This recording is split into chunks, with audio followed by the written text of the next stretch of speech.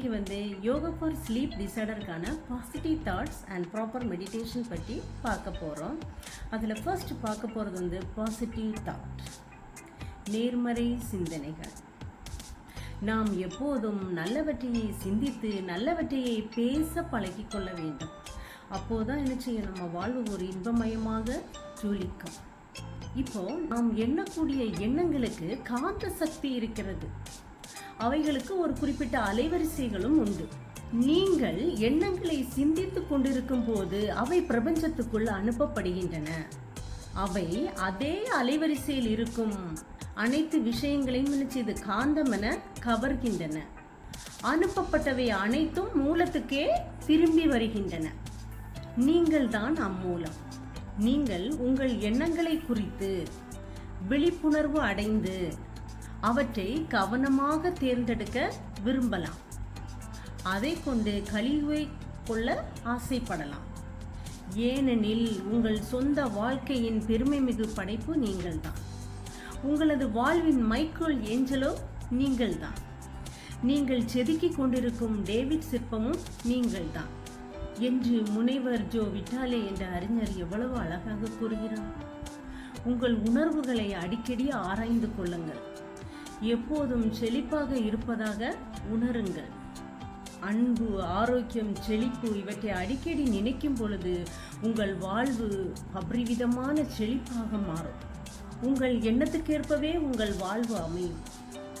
நல்ல உயர்வான எண்ணங்களை சிந்திக்கும் பொழுது நம் வாழ்க்கையும் உயர்வான நிலைக்கு மாறும். உங்களுடைய இலக்கு எப்போதும் உயர்வாகவே இருக்க வேண்டும். நாம் நம்மை பற்றி எண்ணுகிற எண்ணங்கள் நம்மை உயர்வான நிலைக்கு அழைத்து கொண்டு செல்லும். அன்பு, ஆரோக்கியம், செல்வ செழிப்பு இவையெல்லாம் நம்ம என்ன செய்யும், ஒரு மகிழ்ச்சியான மனநிலையில வைத்து கொள்ளும். ஒத்தவை தன்னை ஒத்தவற்றையே ஈர்க்கும். அந்த மாதிரி நம்ம பாசிட்டிவ் எண்ணங்களை எண்ணும் பொழுது, பாசிட்டிவ் வைப்ரேஷன்ல இருக்கும் பொழுது, நேர்மறை எண்ணங்களை எண்ணும் பொழுது அந்த நேர்மறையான செய்திகளை தான் என்ன செய்வோம், ஈர்ப்போம். இப்போ நேர்மறையாக நம்ம நினச்சிட்டு இருக்கோமோ அந்த நேர்மறை நல்ல மனிதர்களை ஈர்ப்போம். நல்ல செய்திகள் நம்மளை தேடி வரும். நல்ல நிகழ்ச்சிகள் நம்மளை தேடி வரும். எல்லாத்தையுமே என்ன செய்வோம், கவர்ந்து இழுப்போம். தீயது நினச்சா தீயது தான் நடக்கும். நல்லது நினச்சா நல்லது தான் நடக்கும். நம் நல்லவற்றை எண்ணும் போது நல்லவற்றை தான் என்ன செய்வோம், கவர்ந்து இழுப்போம். அதை தான் ஈர்ப்போம். அதுதான் நமக்கு கிடைக்கும். இப்போ நம்முடைய மனதை ஒரு வயலுக்கு ஒப்பிடலாம். இப்போ வயலில் நெல்லை பயிரிட்டா என்ன செய்யும், நெல் தான் முளைக்கும். அதுக்கு மரம் கோதுமை முளைக்குமா? முளைக்காது. நெல் மட்டும்தான் என்ன செய்யும், முளைக்கும். கோதுமையை பயிரிட்டா திராட்சை செடி முளைக்குமா? முளைக்காது. கோதுமை தான் என்ன செய்யும், அறுவடை பண்ணுவோம். நெல்லை விதைச்சா நெல்லை தான் அறுவடை பண்ணுவோம். கோதுமை விதைச்சா என்ன செய்வோம், கோதுமையை தான் அறுவடை பண்ணுவோம். முள் செடியை விதைச்சோன்னா முள்ளை தான் என்ன செய்வோம், அறுவடை பண்ணுவோம். எதை விதைக்கிறோமோ அதை தான் என்ன செய்வோம், அறுவடை பண்ணுவோம். அதனால் நல்லவற்றை சிந்தித்து நல்லவற்றையே என்ன செய்யணும், பேச பழகி கொள்ளணும். மனதில் நல்ல எண்ணங்களை மட்டும்தான் என்ன செய்யணும், வைத்து கொள்ள வேண்டும். நல்லது நினைக்க நல்ல செய்திகள் தான் என்ன செய்யும், இன்பங்கள், நல்ல சந்தோஷம் தான் என்ன செய்யும், நம்மளை தேடி ஓடி வரும். மனம் ஒரு பூந்தோட்டம். அந்த பூந்தோட்டத்தை சுத்தமாக நல்ல எண்ணங்களால் என்ன செய்யணும், நிரப்ப வேண்டும். அடிக்கடி உங்கள் உணர்வுகளை ஆராய்ந்து அறிந்து கொள்ளுங்கள்.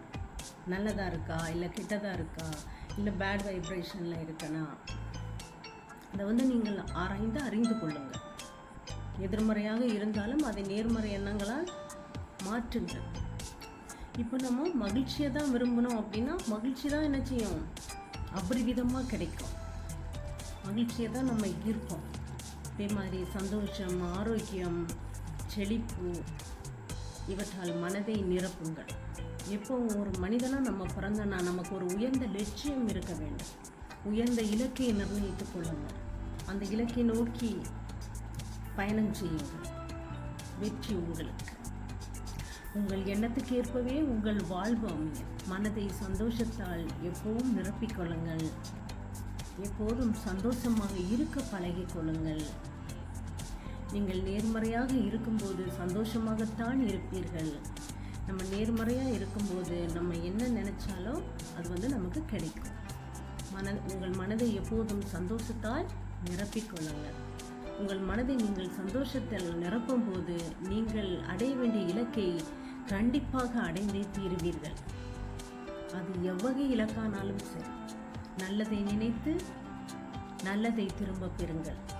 இப்போ நம்ம பாசிட்டிவ் தாட் முடிச்சிட்டோம். நெக்ஸ்ட் நம்ம பார்க்க போகிறது ப்ராப்பர் மெடிடேஷன். மெடிடேஷன் அப்படின்னு சொல்லும்போது சிட் கம்ஃபர்டபுள் போஸ்டர், ஒரு சரியான இருக்கையில் அமர வேண்டும். கையை பைரவ முத்ரா, பைரவி முத்ரா. லேடிஸ் பைரவி முத்ரா இடது கை மேலே வைக்கணும், ஜென்ஸ் வலது கை மேலே வைக்கணும். இதுதான் என்னது பைரவ முத்ரா. இந்த முத்ரா பொசிஷனில் ப்ரீத்தை கான்சன்ட்ரேட் பண்ணிவிட்டு உட்கார்ந்துருக்கணும். முதுகுத்தண்டு வளையாமல் நேராக உட்கார்ந்து கொள்ள வேண்டும். ஸ்பைன் எப்பவும் ஸ்ட்ரைட்டாக இருக்கணும். ப்ரீத்தின் பண்ணிவிட்டு ப்ரீத்தை கான்சன்ட்ரேட் பண்ணிவிட்டு என்ன செய்யணும், உட்கார்ந்துருக்கணும். வாங்க மெடிடேஷன் வீடியோ பார்ப்போம். நம்ம இப்போ மெடிடேஷன் பார்க்க போகிறோம். பொதுவாக மெடிடேஷன் பண்ணும்போது சிட் கம்ஃபர்டபுள் போஸ்டர், ஒரு சரியான இருக்கையில் அமரணும். கையை பைரவ முத்ரா ஆர் பைரவி முத்ரா.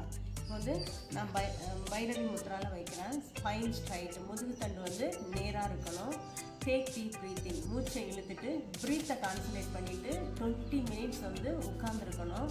நான் ஒரு 2 மினிட்ஸ் கண்ணை மூடிட்டு உட்காந்துருக்கேன். Take deep breathing, spine straight.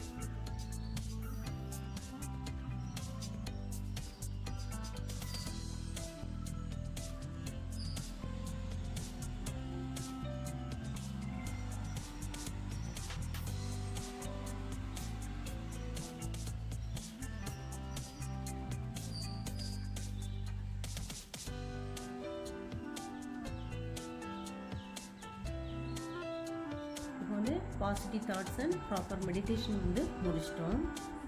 Next பார்க்க போகிறது ப்ராப்பர் ரிலாக்ஸேஷன்.